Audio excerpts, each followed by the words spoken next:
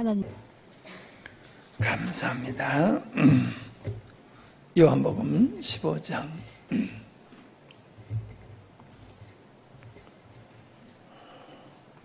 16절부터 16장 4절까지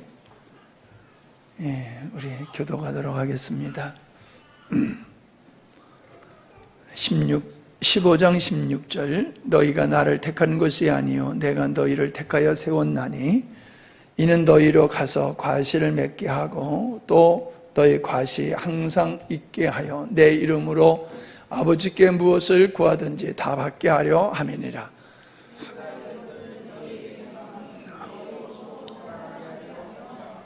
세상이 너희를 미워하면 너희보다 먼저 나를 미워한 줄을 알라.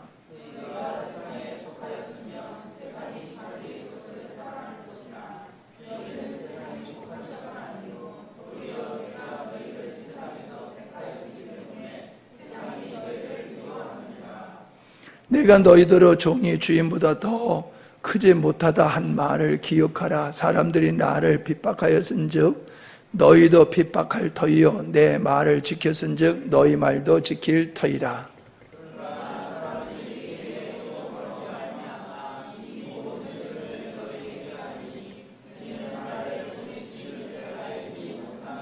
내가 와서 저희에게 말하지 아니하였다면 죄가 없었으려니와 지금은 그 죄를 핑계할 수 없느니라. 내가 아무도 못한 일을 저희 중에서 하지 아니하였다면 저희가 죄 없으려니와 지금은 저희가 나와 및 내 아버지를 보았고 또 미워하였도다.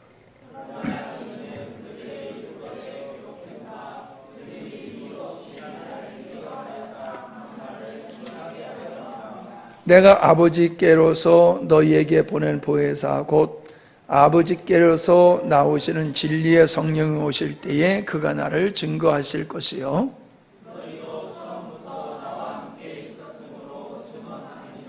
내가 이것을 너희에게 이름은 너희로 실족지 않게 하려 하며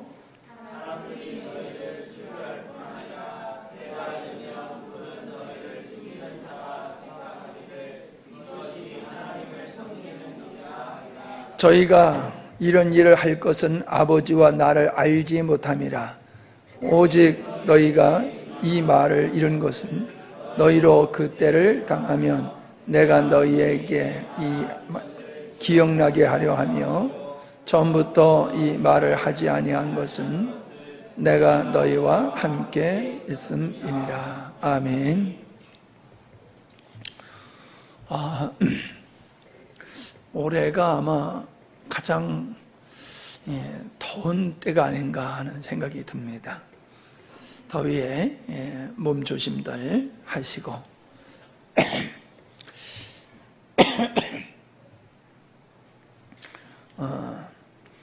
2월, 7월이라고 이럴 때 더 말씀도 집중하고 은혜도 사모하시고 그러면 좋을 것 같습니다. 오늘 말씀은 믿는 자의 고난 그런 제목으로 말씀을 나누려고 합니다. 예수님이 핍박을 받으셨다. 자, 그건 익히 아는 사실이죠. 예수님께서 왜 핍박을 받으셨을까? 그거는 굉장히 우리가 중요하게 여겨야 할 부분이다라고 하는 겁니다. 예수님이 십자가를 지신 것만이 중요한 게 아니라 예수님이 이 땅에서 핍박을 받으셨다라고 하는 것은 구원받은 성도의 삶과 연관이 있다라고 하는 것입니다. 우리가 주님께 속한 자라고 말씀하고 있지 않습니까? 너희는 세상에 속한 자가 아니고 내게 속한 자다. 그러므로 주님께 속한 자이기 때문에 주님이 세상에서 받으셨던 무시와 멸시와 고난과 핍박도 받게 될 것이다 라는 말씀을 하고 계시는 겁니다. 사람들은 예수님을 믿는 것을 예수님을 믿는 목적이 평안에 있습니다. 고난 없이, 어려움 없이 편안하게 잘 살기를 원하는 마음으로 신앙생활을 합니다. 그런 마음을 가지고 신앙생활하는 사람들은 반드시 실족하게 되어 있습니다. 예수를 안 믿을 때는 핍박을 받을 일이 없습니다. 누가 예수 안 믿는 사람을 핍박하는 사람 보았습니까? 신앙생활 안 한다고, 신앙생활 안 한다고 핍박하는 사람 봤습니까? 신앙생활 안 하는 사람이 신앙생활 하는 사람을 박해하지, 신앙생활 안 하는 사람이, 신앙생활 하는 사람이 신앙생활 안 하는 사람 박해하는 일은 없어요. 그러므로 우리가 예수를 믿는다라고 하는 것이 그저 평안만을 추구한다라고 하면은 아주 넌센스입니다. 잘못 생각한 거예요. 왜냐하면 예수를 믿는다라고 하는 것은 세상에 속한 자로 살다가 그것을 떠나서 하나님께 속한 자로의 삶이 예수님을 믿는 거거든요. 세상적인 가치관, 세상적인 사람들이 살아가는 삶의 방식대로 그들과 잘 어울려 살다가 아니야, 이거 잘못된 거야, 이렇게 사는 건 죄야, 그 죄의 결과는 죽는 거야 라고 선포를 하면서 거기서 나오게 되거든요. 그러니까 여전히 죄 가운데 있는 사람의 입장에서 봤을 때는 매우 기분 나쁜 거지요. 변절자 같기도 하고 배신자 같기도 하는 거지요. 지금까지 우리와 그렇게 잘 놀고 잘 지내다가 어느 날 갑자기 저게 예수를 믿는다고 하더니 지금까지 살아오던 삶의 방식은 죄라고 얘기를 하면서 그가 그들의 품을 떠나게 됐을 때 그들에게는 굉장히 자존심이 상하고 마음이 상할 수밖에 없는 거지요. 그가 예수님을 믿고 어떤 삶을 사느냐라고 하는 건 그들이 관심이 없어요. 그들이 예수님을 믿고 변화되었다, 새로워졌다, 온전케 되었다, 그는 관심이 없어요. 그가 어떻게 살든지 그냥 자기들과 동일하게, 동등하게 그냥 같은 가치관과 생활 방식을 가지고 그냥 어울리고 살면은 그거를 더 좋아하고 그걸 선호하지, 지금 내가 살고 있는 것이 잘 사는 건가 잘못 사는 건가 고민하고, 야, 저 사람이 예수를 믿으니까 참 잘됐다, 저 사람이 예수 믿고 변화되니까 잘됐다, 이런 생각은 그들이 갖지 않습니다. 예수님 믿고 변화되고 새로워진 것은 그들의 눈에 보이지도 않습니다. 희한하죠? 분명히 예수를 안 믿을 때의 삶은 무질서하고 속된 것을 추구하면서 저급한 삶을 살고 하나님을 대적하는 그런 생활을 하던 사람이 예수님을 믿고는 변화되어서 참으로 귀감이 되는 아름다운 삶으로 바뀌어졌으면 박수를 쳐줘야 되고 칭찬을 해줘야 될 만은 하잖아요. 근데 세상은 그러질 않습니다. 그러질 않아요. 도리어 그냥 아무렇게나 사는 사람들이 더 그들을 더 좋아해요. 바르게 살고 의롭게 살고 참되게 사는 그러한 삶을 사는 그리스도인들이 그들이 봤을 때는 꼴불견스러운 사람들로 비춰진다는 거예요. 왜 그럴까요? 희한하잖아요. 우리 입장에서 보면 희한하단 말이에요. 근데 왜 그래요? 그게 바로 죄성이 있기 때문에 그런 거예요. 예수를 안 믿는다라고 하는 사람은 그 죄성에 의해서 살아가는 거예요. 죄성. 인간이 범죄함으로 말미암아 인간의 마음은 타락했잖아요. 그 타락한 인간의 죄성은 하나님께 적대적이고 반항적이라는 거죠. 그냥 하나님을 안 믿는 게 아니라 하나님을 향하여 반항적이고 적대적인 행위를 행하게 되어 있는 게 죄성이거든요. 그런 죄성을 가진 사람은 잘못된 사람을 공격하는 게 아니라 도리어 의롭고 참된 사람을 공격하게 됐다는 거예요. 어둠이 빛을 공격하는 것이 되는 거지요. 여러분, 죄인이 죄인을 박해하는 거 봤습니까? 죄인끼리는 잘 놀아요. 죄인끼리는 잘 통해요. 술 먹는 사람끼리 얼마나 잘 통합니까? 근데 술 먹는 사람들 때문에 술 안 먹는 사람이 끼면은 아유 참 잘하네, 술 안 먹는 게 얼마나 잘하는 거냐고 칭찬합니까? 담배 안 피니까 아 잘한다고 그럽니까? 1차 갔다 2차 갔다 계속 가는 사람은 칭찬하고, 그냥 1차만 하고 밥만 먹고 헤어지는 사람은 분위기 깨는 사람이라고 하면서 왕따를 시키고 불이익을 주고 그러지 않습니까? 왜 그래요? 그들의 죄성이 드러나는 거예요. 그가 죄인이라는 내가 죄인이다라고 하는 것이 무엇으로 드러납니까? 의를 향하여 대적하는 것이, 그가 죄인이라고 하는 것이 입증되는 거예요. 우리가 당신은 죄인입니다 할 필요가 없어요.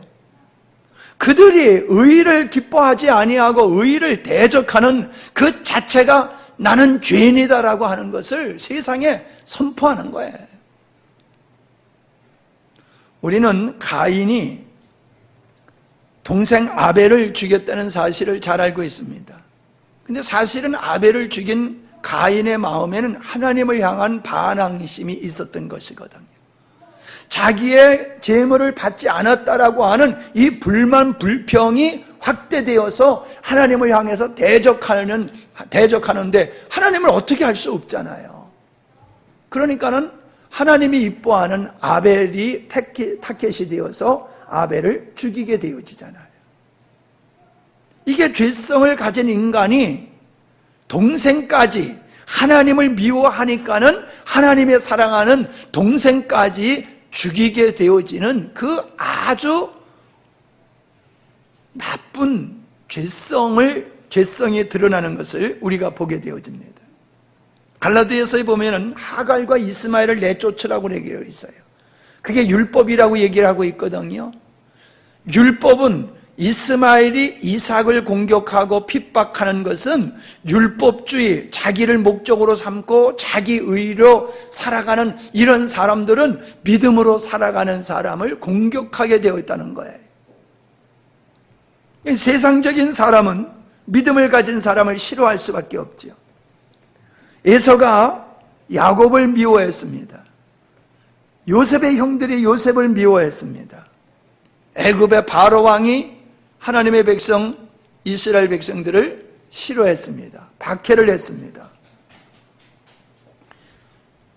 이러한 모습은 세상 나라가 항상 하나님의 나라를 공격하는 모습으로 성경이 기록되어 있음을 볼 때에 바로 세상 나라를 주관하고 있는 어둠의 마귀의 세력들은 하나님을 항상 그렇게 대적하기 때문에 하나님의 나라, 교회, 믿는 성도들을 박해하게 되어 있고, 심지어 하나님이신 예수님까지 십자가에 못 박아 죽이는 일을 했다는 것이죠. 우리는 이것을 그냥 옛날 얘기에 나와 상관없는 얘기로 들어서는 안 됩니다. 왜냐하면 내가 그리스도에 속한 자라고 하면은 반드시 그에게는 세상으로부터 공격이 들어오게 되어 있기 때문이다 라고 하는 겁니다. 교회는 하나님 나라고 백성이지요. 그렇기 때문에 세상 나라는 교회를 싫어할 수밖에 없고 미워할 수밖에 없다라고 하는 겁니다. 교회는 너희는 세상에 속한 자가 아니다. 세상에 속한 자가 아니라는 증거가 뭡니까? 그들이 미워하고 박해를 한다는 사실이에요. 여러분 가만히 보세요. 교회가 선교사가 들어간다든가 전도자가 들어가서 어느 마을에 어느 부족에 전도를 하면은 극구 그 전도하는 사람을 쫓아내지 않습니까? 전도하지 못하도록. 왜 그럽니까? 그들이 와서 나쁜 짓을 하는 거 아니잖아요. 전염병을 퍼뜨리듯이 그들의 삶을 망가뜨리는 게 아니잖아요. 도리어 그들을 문화적인, 환경적인 측면에서도 도움을 주는 얼마나 좋은 일을 합니까?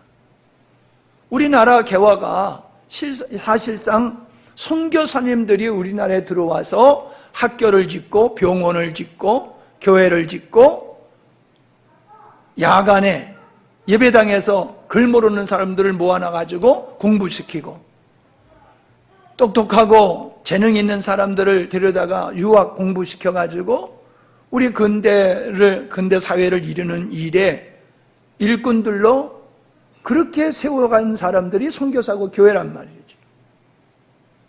그런데 교회가 들어오면 교회를 싫어해요. 교회로 오면 싫어해요. 미국을 싫어하면서 미국의 아이들을 공부 보내는 거와 비슷해요.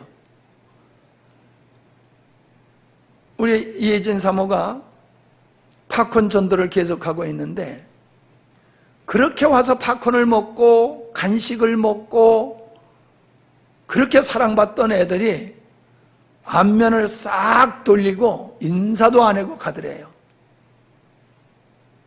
그래서 아주 그냥 마음에 상처를 받아가지고 많이 힘들어하고 애쓰고 그러더라고요. 아니 어떻게 그렇게 은혜를 입고 안면을 몰수하고 저럴 수가 있을까? 그게 세상에 속한 자의 모습입니다.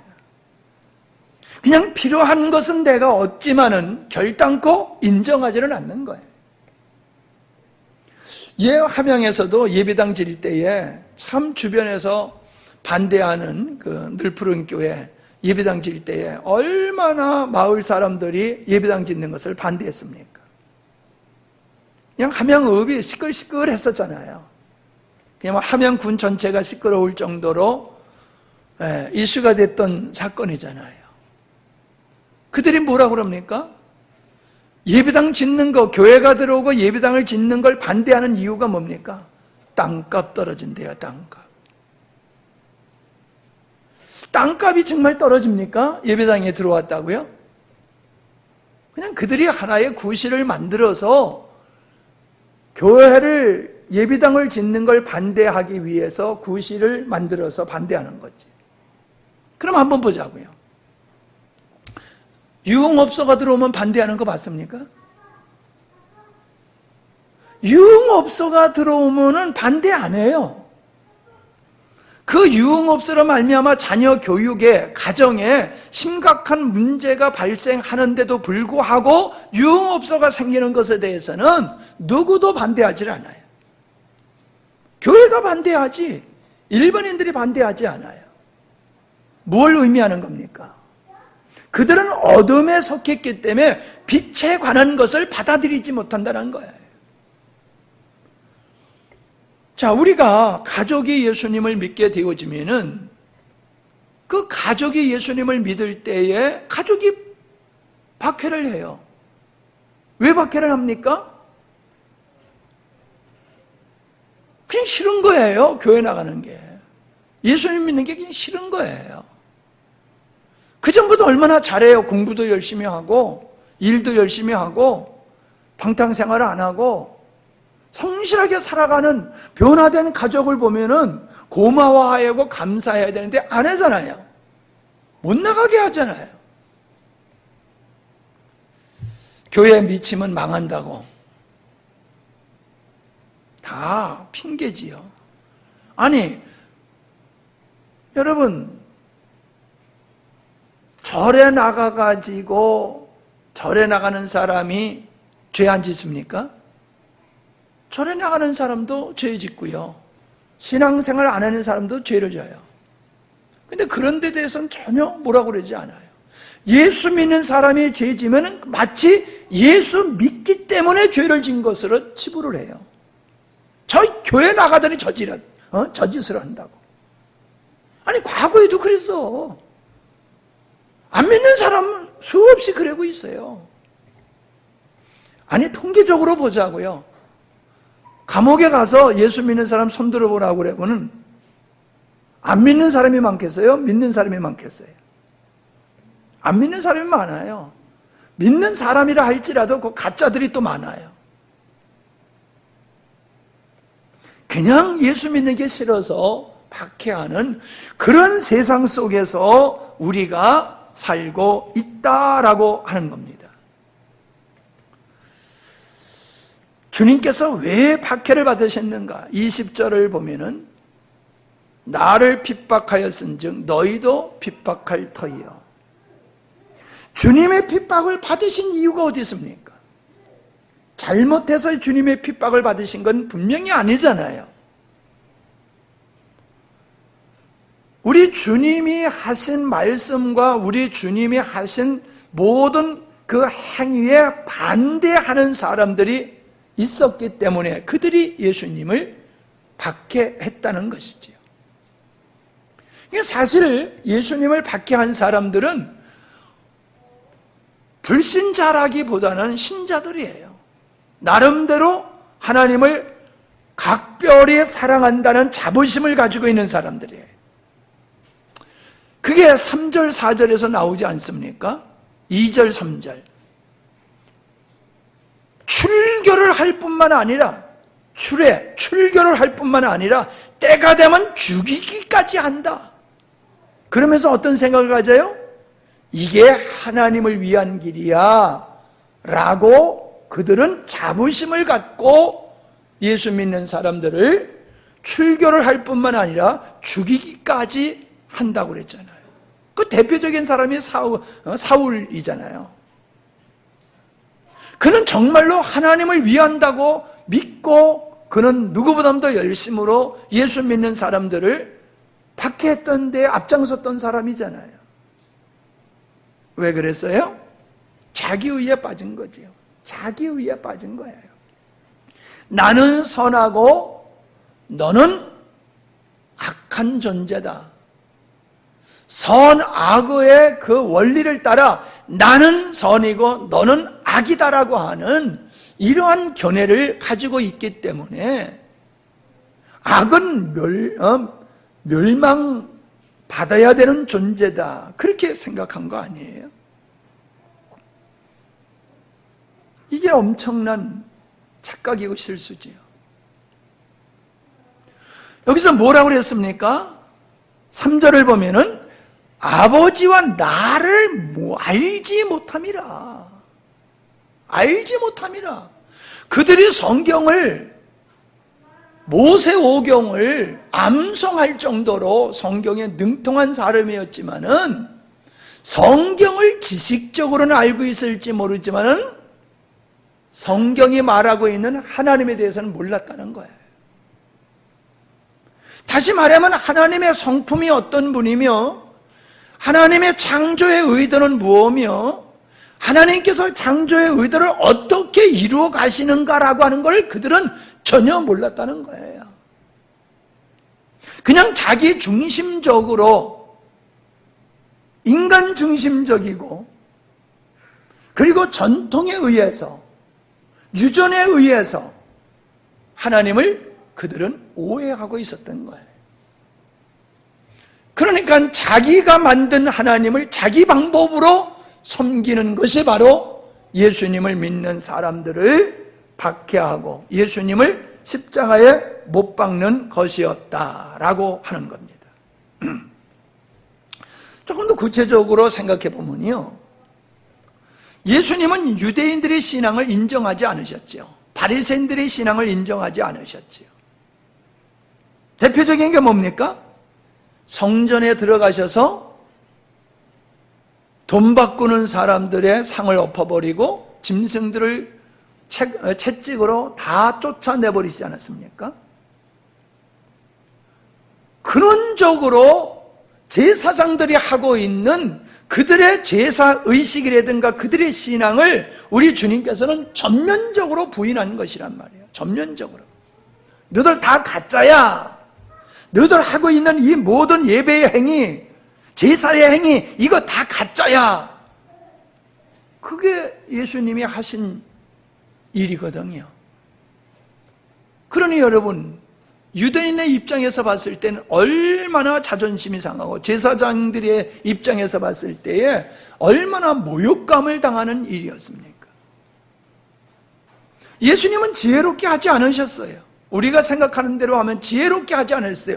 그 제사장들의 유대인들의 자존심을 건들지 아니하고 어떤 일을 하지 아니하시고 정면으로 그들을 비판하신 거죠. 이 독사의 새끼들아, 마귀의 새끼들아. 직설적으로 우리 예수님은 하나님을 가장 잘 섬긴다고 자부심을 가지고 있는 그들을 향해서 비수를 날린 거지요. 너들 하나님 잘 섬긴다고 그래? 너들 마귀 새끼야. 여러분,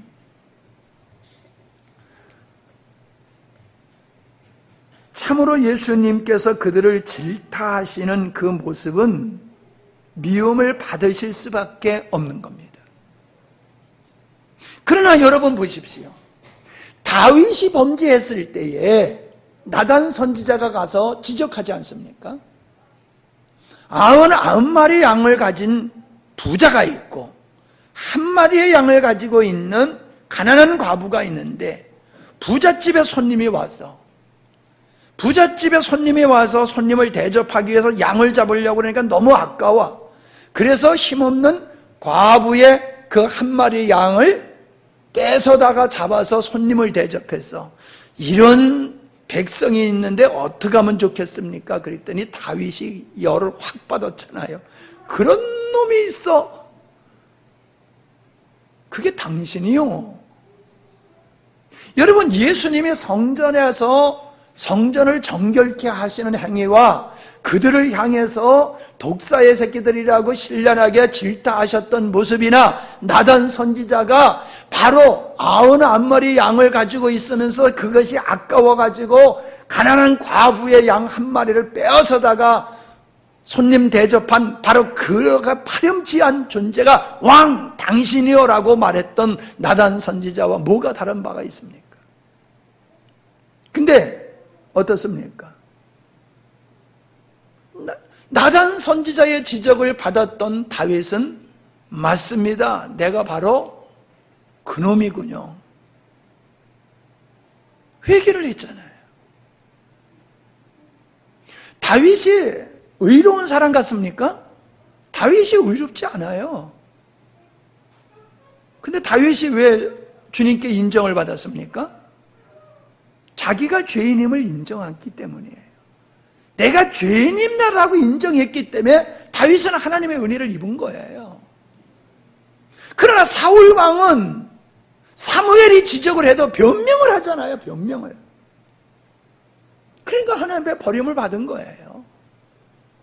다윗과 같이 회개했으면 하나님의 사울도 버리지 않으셨겠지요. 죄인들은 죄를 지적받으면은 인정하지는 않습니다. 변명을 합니다. 핑계를 댑니다. 그래서 그들은 멸망받을 수밖에 없다는 것이지요. 우리는 구약을 보면은 참 선지자들을 백성들이 죽였다라고 하는 것을 너무나 잘 알게 됩니다. 예수님을 죽인 그들도 하나님을 가장 잘 섬긴다고 하는 그들이었지만은 하나님을 잘 몰랐기 때문에 그러한 실수요 죄를 범하게 된 거지요. 자, 그러면 우리는 하나님을 얼마나 아느냐는 거예요. 우리는 하나님을 얼마나 아냐고요. 여러분, 바닷물에 물 한 방울을 비교해 보십시오. 바닷물과 물 한 방울을 비교해 보면은 상상해 보십시오. 얼마나 차이가 나겠습니까? 우리 하나님이 바닷물과 같은 존재예요. 물방울이 얼마나 모여가지고 바닷물을 이루어야 될지 모르잖아요. 하나님을 아는 물방울만한 지식을 가지고 우리는 하나님을 다 알고 있다. 이렇게 우리는 자부심을 가지고 우리는 살고 있어요. 지식으로도 다 알 뿐만 아니라, 알지 못할 뿐만 아니라 지식으로 아는 것조차도 우리는 사실은 제대로 모르는 거예요. 그냥 학습을 통해서 지식의 전달에 의해서 정보의 공급의 혜택을 받아가지고 하나님을 안다라고 하는 것이지, 정말로 인격적으로 하나님이 어떤 분인지를 안다라고 하면요, 하나님과 적대적인 생활을 할 수가 없지요. 하나님과 이질적인 생활을 할 수가 없지요. 하나님을 모르기 때문에 하나님과 다른 길을 가고 있고, 하나님이 기뻐하지 않는 환경 속에 안주하면서 거기서 희낙낙거리면서 살아가고 있잖아요. 정말로 하나님이 살아계시고 사랑의 하나님이고 전능하신 하나님이라고 하면은, 그리고 신실하신 하나님이라고 하면은, 우리에게 약속한 성경에 우리에게 약속하는 언약들이 우리 삶 속에 이루어져야 되는 거잖아요. 근데 왜 안 이루어져요? 우리가 실질적으로 주님 안에 거하는 삶을 안 살고 있기 때문에 그래요. 주님 안에 거하는 삶을 살 때에 실제가 되는 거거든요. 우리는 주님을 알면 알수록 주님 안에 거할 수밖에 없어요. 하나님을 알면 알수록 하나님이 기뻐하는 삶을 살 수밖에 없어요. 우리가 하나님의 은혜를 입는 건 노력해서 수고의 대가로 얻는 게 아니에요. 우리가 하나님을 아는 것만큼 우리는 하나님을 향하여 살게 되어 있거든요.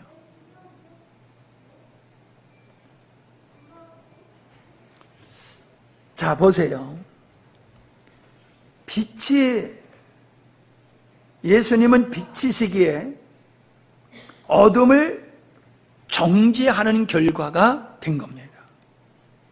어둠만 있을 때는 그냥 어둠이에요. 그러나 빛이 등장함으로 말미암아, 저기는 어둠, 여기는 빛, 구별되잖아요. 창밖과는 어둠이잖아요. 안에는 빛이잖아요. 구별이 되잖아요. 빛이신 예수님이 어둠의 세상에 등장하니까 세상이 어둠이라고 하는 것이 밝혀진 거예요. 세상의 죄라고 하는 것이 밝혀진 거예요. 예수님의 등장을 통해서.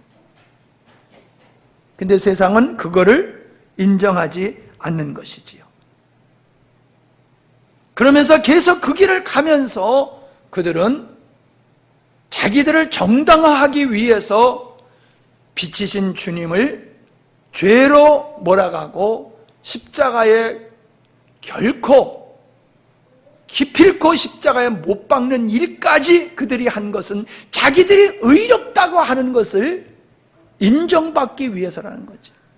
다시 말하면 빛이 없어야지 자기들이 정당화되는 거예요. 빛이신 주님이 계시니까 자기들이 정당화될 수 없는 거예요. 정죄를 받는 거예요. 그러니까는 예수님을 박해할 수밖에 없었다. 마찬가지로 지금도 그런 현상들은 하나님의 빛의 자녀들에게 동일하게 나타나고 있다라고 하는 겁니다. 우리는 로마서 8장에 보면은 우리가 그리스도와 함께 후사가 된 자다라고 말씀하고 있습니다.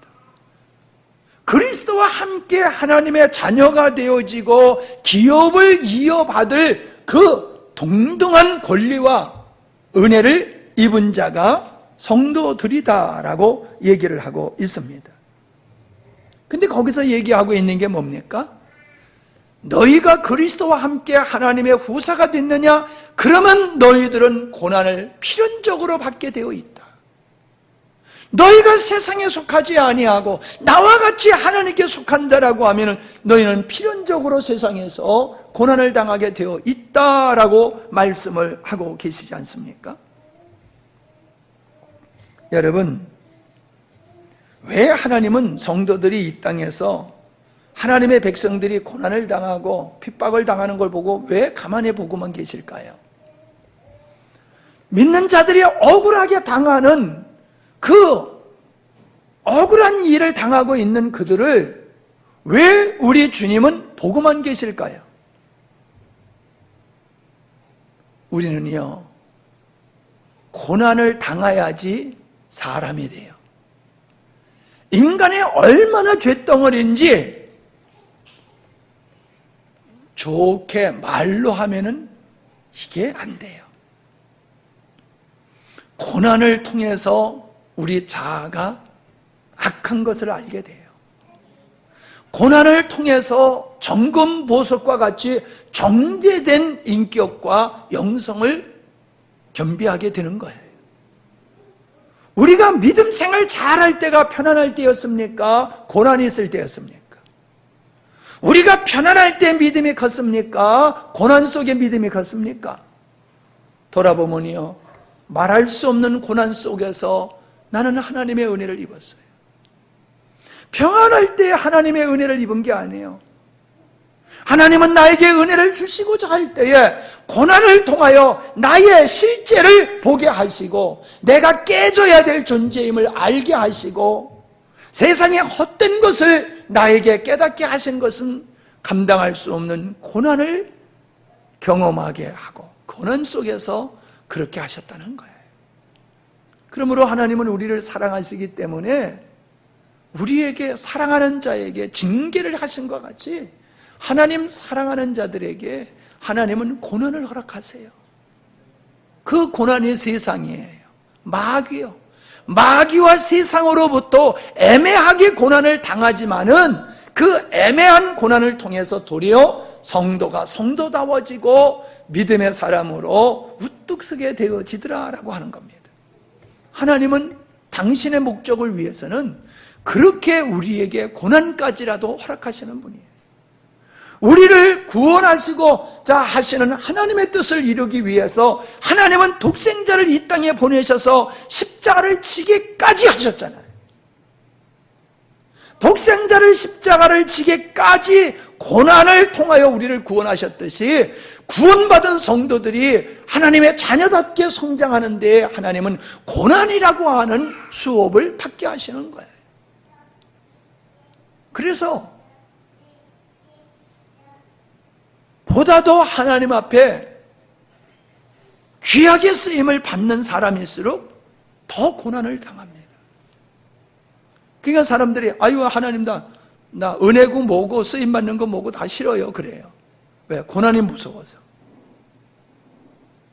근데 하나님은 우리가 원치 않는다고 면제해 주시는 게 아니에요.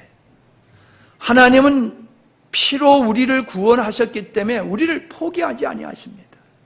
그리고 우리를 구원하신 목적을 기필코 이루어 가시는 분이에요. 아무리 우리가 거절하고 발뺌하고 부정적으로 한다 할지라도 하나님은 기어코 우리를 당신의 목적대로 구원하신 후에 우리를 하나님의 사람으로 만들어가는 일을 하고 계시는 거예요. 여러분 이게 축복입니다. 여러분 우리를 그냥 내버려 둬 보십시오. 우리를 그냥 내버려 두면요 우리는 망가지게 돼 있어요. 때로는 고난을 겪어야지 정신을 차려요. 우리 미미가 얘나만 오면 좋다고 쫓아다니는데 물어요. 자꾸 물어. 근데 걔 좋다고 하는 건데 얘나 입장에서는 아프잖아요. 나도 아픈데 걔가 왜 안 아프겠어요? 그러니까 오지마 저리 가 오지마. 아니 근데 졸졸졸졸 따라다니는 건 괜찮은데 간식 먹을 때까지 와가지고 막 옆에서 그냥 그럼 저리 가라도 안 가요. 그래서 오늘 내가 머리를 그냥 호되게 한번 때려줬어요. 그랬더니 1m를 접근을 안 하고 딱 저기 앉아있더라고요. 오지마 할 필요 없어요. 한 대 얻어맞더니 이게 정신이 차리는 거예요. 이게 만만하지 않네. 이거 내 맘대로 하다가는 이 혼쭐 나겠네. 그러면서 딱 떨어져서 말 10마리보다 매 한 대가 훨씬 나은 거예요. 내가 그랬더니 걔를 그렇게 때리면 돼요. 그래서 때리니까 좋대잖아. 인간의 개보다 나은 거 같아요? 에휴. 우리는요 하나님 입장에서 보면요 그냥 내버려 두면 우리는 망가지게 돼 있어요. 네? 오늘 제가 나무 가지치기 하느라고 무진장 고생했어요. 어저께 오늘 가지치고 그거 다 잘라가지고 다 겨울에 또 찜질방 할 거 땔감으로 갖다 놓으려고 얼마나 고생을 했는지 몰라요. 근데 나무를 가지치기를 해놓으니까요, 세상에 사람 이발한 거 모양 얼마나 나무들이 멋있고 이쁜지 몰라요. 정원을 망치는 것은 내버려 두면 된다고 그러잖아요. 인간은 내버려 두면요 망가지게 돼 있어요. 그래서 로마서에 뭐라고 그랬습니까? 그냥 내버려 뒀다고 그랬어요. 그냥 내버려 뒀다, 하나님께서. 잘 먹고 잘 살도록 그냥 내버려 두는 거예요. 세상 쾌락 마음껏 누리도록 그냥 내버려 두는 거예요. 결국 그들이 내버려 두니까는 하나님을 찾아오는 게 아니라 내버려 두니까는 자기 원대로 살아가다 망하더라는 거예요. 여러분, 우리 자녀들에게 왜 간섭을 하십니까? 왜 자녀들에게 이래라 저래라고 우리가 그렇게 간섭을 많이 하십니까? 내버려 두지요. 준아 그냥 내버려 두지. 왜 공부하라고 왜 그래? 공부하라는 소리 안 하면 해, 안 해? 안 해요. 하는 척만 하지. 인간이 그런 죄성을 가지고 있다는 거예요. 여러분, 우리가 고난을 통해서 하나님은 우리를 만들어 가신다는 사실을 기억하시기를 바랍니다. 우리의 신앙을 뭘로 평가할 수 있습니까? 예배에 잘 참석하고 헌금 잘하고 봉사 잘하고 그런 거 가지고 우리의 신앙을 평가할 수 있을까요? 예. 믿음 좋은 사람이 그렇게 할 수가 있습니다. 근데 믿음 없이도 할 수가 있다는 게 문제예요. 믿음 없이 아주 1등 신자로서 교회 안에서 인정받는 사람들이 얼마나 많은지 몰라요. 참 제가 만나본 그리스도인들 중에서는 문제 있을수록 너무나도 당당해요. 내가 봤을 때는 문제가 많아. 근데 그 사람은 너무나도 당당해.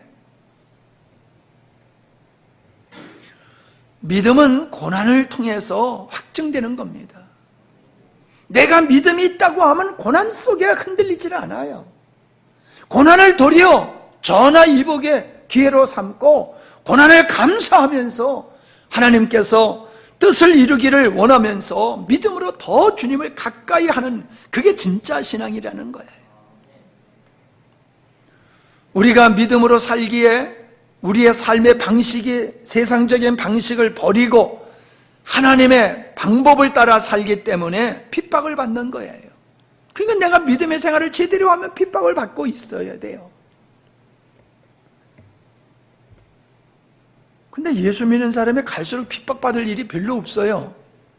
왜냐하면 다 믿는 사람끼리만 놀아. 그죠? 믿는 사람끼리만 노니까는 믿는 사람이 믿는 사람 핍박 안 하잖아요. 안 믿는 사람하고 좀 어울리세요. 아이, 그 사람들은 안 믿는 사람들이라. 아유, 그러지 마세요. 우리도 안 믿는 사람이었잖아요. 안 믿는 사람과 부딪히는 거예요. 안 믿는 사람과 함께 하면서 예수님이 빛이시면서 어둠에 오셨듯이 우리가 이 세상의 어둠 속에 들어가서 박해를 받으며 고난과 멸시와 천대를 받으면서 하나님의 백성으로서 주님을 세상에 나타내는 삶을 살아야 돼요. 주님이 우리를 그렇게 몰고 가시는데 우리는 안 가잖아요. 그 길로. 고난이 무섭다고 힘들다고. 이게 죄예요. 악함이에요. 우리는 뭐 나쁜 짓만 해야지, 교회를 핍박하고 믿는 사람을 흉보고 그래야지 죄인 줄로 알아요? 아니에요. 그런 것도 나쁜 거지만은 빛의 자녀로 세상에 들어가서 고난받기 싫어하는, 이게 얼마나 하나님 앞에 우리가 악한 존재인지를 인식을 해야지 되는 겁니다. 솔직히 우리가 전도를 안 하는 이유는요, 전도할 때에 핍박이 와요. 여러분, 예수를 아무리 믿어도요, 전도 안 하면 핍박받을 일이 없어요. 전도해보세요. 그렇게 다정했던 친구가, 그렇게 친근하게 지냈던 사람에게 우리가 전도를 하면 얼마나 아주 쌀쌀맞게 냉정하게 대합니까? 자존심 상하잖아요. 야, 내가 뭐 너한테 뭐 빚진 거 있냐? 아, 그렇게 그냥 씹냐? 기분 나쁘잖아요. 전도하고 무시당할 때 기분 나쁘잖아요. 속에서 아이 더러워, 지옥 가면 지가 가는 거지 뭐 내가 가나, 이런 생각이 돌잖아요, 우리 마음속에. 그게 우리예요. 그게 싫어서 우리가 전도를 못하는 거예요. 그게 싫어서, 쪼다 소리 듣기 싫어서, 예수한테 미쳤다는 소리 듣기 싫어서. 덜 미쳐서 그래요. 우리가 덜 미쳐서. 완전히 미쳐버리면은 그런 건 몰라. 그죠? 완전히 미쳐버리면 흉보는 거 알아요, 몰라요? 자존심 있어요, 미친 사람이? 없어요. 미친 사람은 자존심 없어요. 덜 미쳐가지고 자존심이 있는 거야.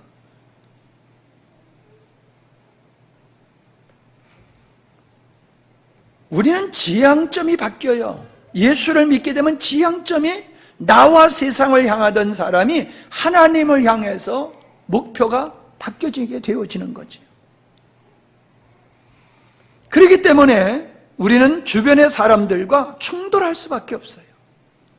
부부지간에도 충돌이 일어나요. 왜? 목표가 바뀌었으니까, 지향점이 바뀌었으니까는 갈등이 벌어지는 거지요. 그래서 원수는 내 집안에 있는 내 식구가 원수다라고 주님이 말씀하셨잖아요. 요한일서 3장 13절에 너희를 미워하거든 이상히 여기지 말라. 디모데후서 3장 12절에 보니까 경건하게 살고자 하는 자는 핍박을 받으리라 라고 말씀하고 있습니다. 우리가 복음적인 삶을 살아가게 되면은 율법적인 사람들에 의해서 박해를 받아요. 예수님이 그러셨듯이.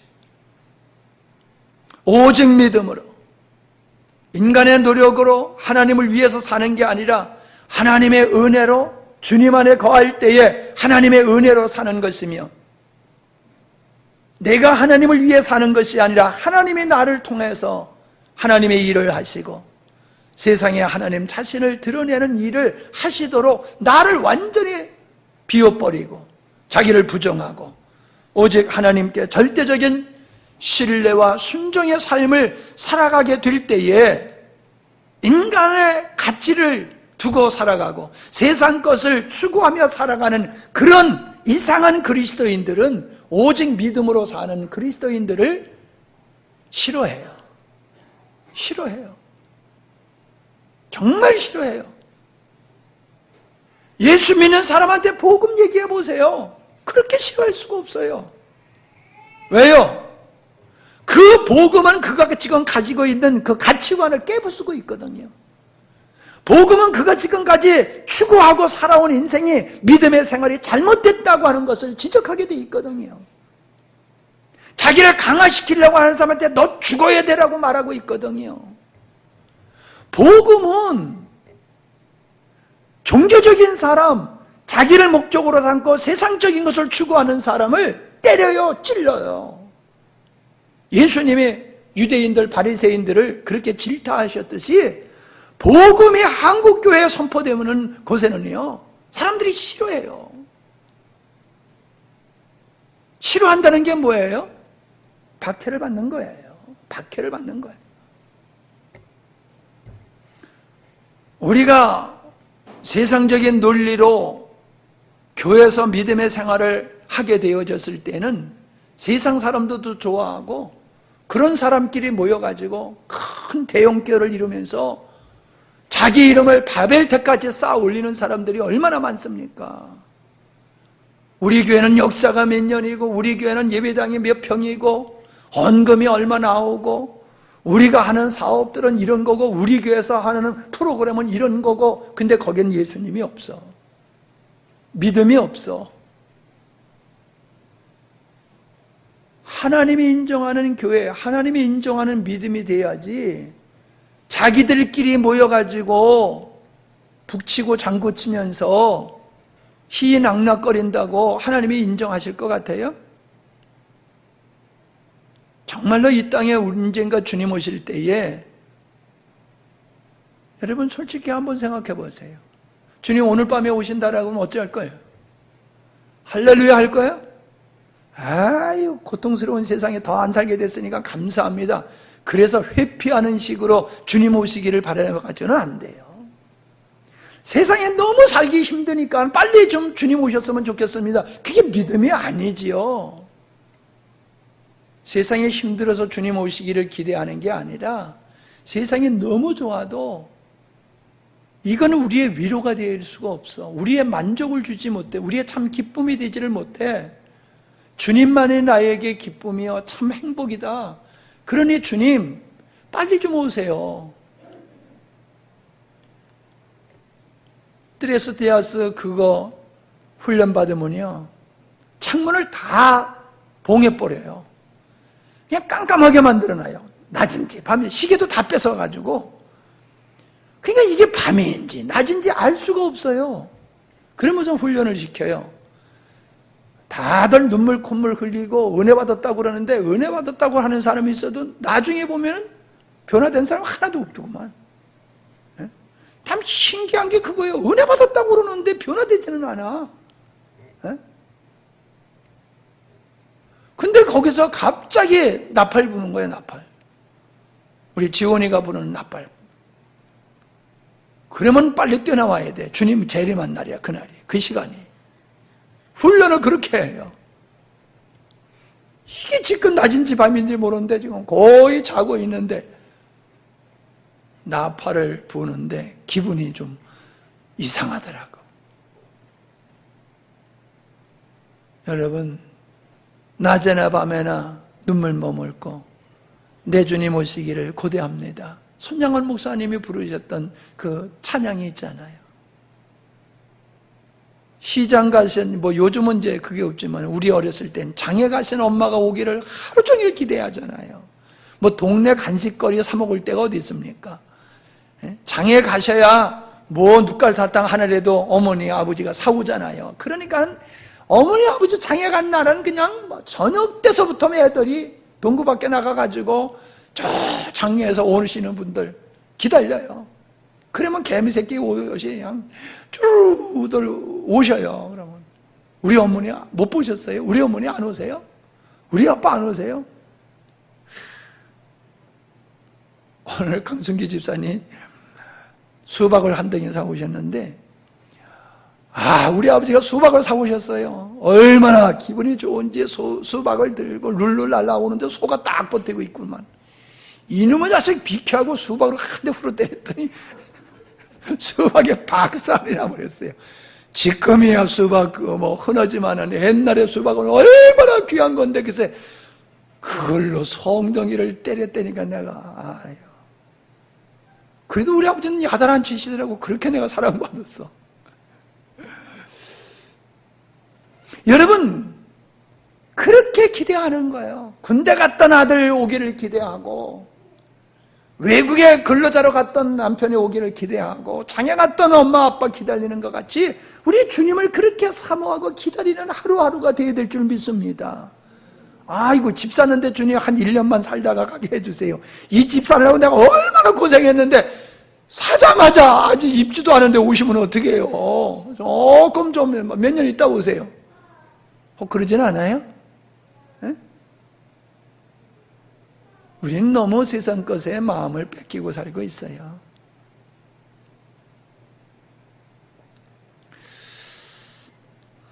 예수님을 박해했던 사람들이 너는 왜 손 안 씻고 밥을 먹어? 왜 안식일인데도 병을 고쳐? 왜 죄인들과 같이 앉아서 밥을 먹어? 그러면서 항상 예수님을 공격했습니다. 복음적인 사람을 사랑하는 사람들에게는 율법적인 사람들이 맨날 시비를 걸어요. 맨날 시비를 걸어요. 너 1년에 성경 몇 독했어? 예수 믿고 성경 몇 독했어? 안 보는 것보다 보는 게 좋지요. 큐티하는 사람들 보면 아주 의인이요. 나는 철저하게 큐티한다고. 너 큐티해? 안 하지? 난 큐티하거든. 하루도 안 빼먹고 하고 있어. 큐티가 주님이야. 큐티는 열심히 하는데 주님은 상관없어. 자기가 어떠한 규정을 만들어 놓고 그 규정을 철저히 지켜가면서 나는 이런 규정을 지켰기 때문에 나는 의인이야 라고 하는 사람들은, 자기가 의롭다고 생각하는 사람은 자기가 봤을 때 죄인이라고 생각하는 사람들을 갖다 무시하고 멸시하고 그러잖아요. 박해를 하잖아요. 너 같은 사람이 우리 교회에 나오니까 우리 교회 급이 떨어지잖아. 우리 교회 수준이 만만한 수준이 아닌데 당신 같은 사람이 와서 우리 교회 수준을 완전히 박살내고 있어. 이런 생각들을 가진 사람이 있더라고요. 자, 말씀을 마치겠습니다. 고난, 믿는 자들에게 주님이 주시는 고난은 영광임을 믿으시기를 바랍니다. 이게 영웅은요, 전쟁에서 영웅은 흉터가 많대요. 우리 예수 믿는 사람은요, 여기저기서 주님 따라가다 보니까는 고난과 핍박을 당하는 일들이 있어야지 돼요. 그래서 주님이 그런 사람의 눈물을 씻어주신다고 요한계시록에서 말씀하고 있는 거예요. 주님이 눈물을 씻어주시는데 어떤 눈물이요? 고난을 당하면서 흘리는 눈물이요. 그 고난을 당하면서 흘리는 눈물, 인내하는 그를 우리 주님이 위로하신다 하셨습니다. 승리합시다. 고난 감사합시다. 요것만 없으면 되겠지요. 그죠? 그런 거 있잖아요, 여러분. 개인마다. 하나님이 요것만 없으면 좋겠습니다. 그게 뭘까? 그게 주님께서 여러분에게 주신 축복이에요. 네? 하나님, 바울이 제발 이거 좀 치워주십시오. 3번을 간절히 기랬더니 그게 너한테 딱 맞는 은혜다 라고 말씀하셨잖아요.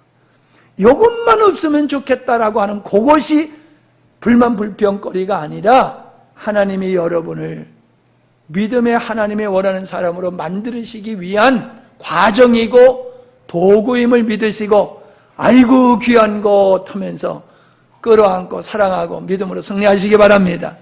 하나님 감사합니다. 우리가 육체적으로 고난을 당하고 인격적으로 모독을 당할 때에는 마음이 많이 상합니다. 그러나 하나님, 이런 고난을 통해서 우리의 자신을 알 수 있고 하나님의 사람으로 지어지는 것을 우리가 확인하고 있습니다. 편안한 것만 추구하는 사람은 세상과 짝하게 되어 있고 불의의 친구가 되어서 살아가게 되지만은, 하나님을 사랑하는 사람들은 세상을 등지기에 세상으로부터 미움과 멸시와 천대와 고난, 핍박을 받지만은 그걸 억울하지 아니하고 감사하며 하나님 앞에 믿음으로 승리하는 줄 믿습니다. 우리 모두가 그런 믿음을 갈망하게 하시고 승리케 해 주시옵소서. 예수님의 이름으로 기도하옵나이다. 아멘.